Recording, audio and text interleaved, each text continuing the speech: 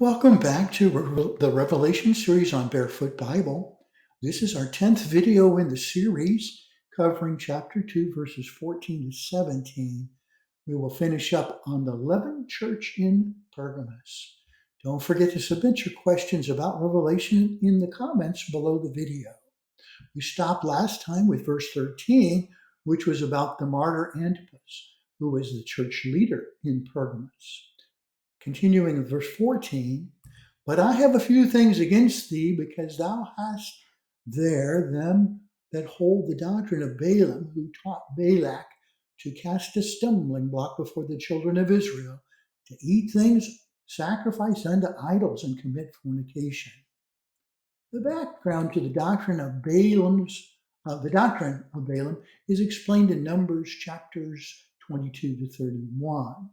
A Moabite king named Balak hired a prophet, Balaam, to pronounce a curse on the armies of Israel, and God turned his curse into a blessing. Later, Balaam counseled Balak to have the Moabite women seduce and intermarry with the Israelites. He was tempting the Jews to violate God's law, so God's judgment would fall upon them.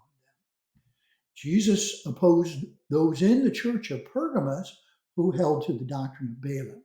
Some of them in the church were suggesting believers could participate in local immoral worship, and recently saved believers would be tempted by the idolatry, since many of them came from that background. Continuing in verse 15, so hast thou also them that hold the doctrine of the Nicolaitans, which thing I hate. Going back to chapter 2, Jesus condemned the deeds of the Nicolaitans, chapter 2, verse 6. Here Jesus rejected the source of their deeds, the doctrine of the Nicolaitans, which thing I hate. Like Balaam, these heretics promoted participation in immoral worship practices, which were common in pagan festivals there in Pergamos. The church in Pergamos was a Leavened Church. It allowed a mixture of true and false teachings and of godly and ungodly worship practices. You remember Paul warned, a little leaven leaveneth the whole lump, Galatians 5. Continuing verse 16, Jesus said, repent, or else I will come unto thee quickly, and will fight against them, the heretics, which with the sword of my mouth.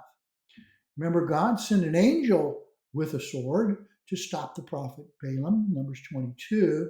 And Jesus warned that if the church failed to repent of that doctrine and the doctrine of the Nicolaitans, he would come with the sword and fight against them. What a sobering lesson for all churches today.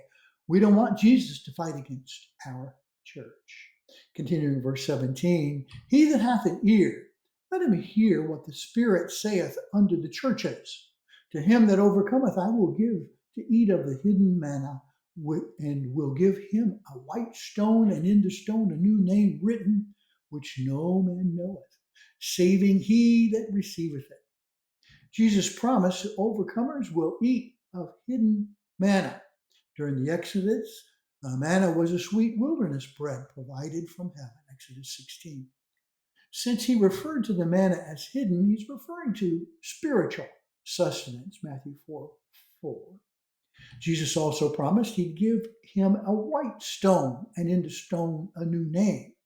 Back in the first century, jurors used white stones in a court of law, and they would drop a black stone for a vote of guilty and a white stone for a vote of not guilty. You might remember Jesus renamed Simon Peter and renamed Saul to Paul. And Jesus is no one knows what our new name will be when that Jesus will give those who overcome, who might be watching this video even today. We don't know what the name will be. Something exciting. Please subscribe to Barefoot Bible and help us to encourage new subscribers by posting a link to this video and encouraging them to become subscribers like you.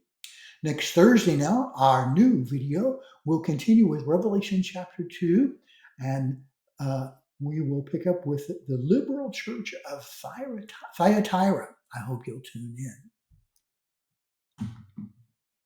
Thanks for watching today.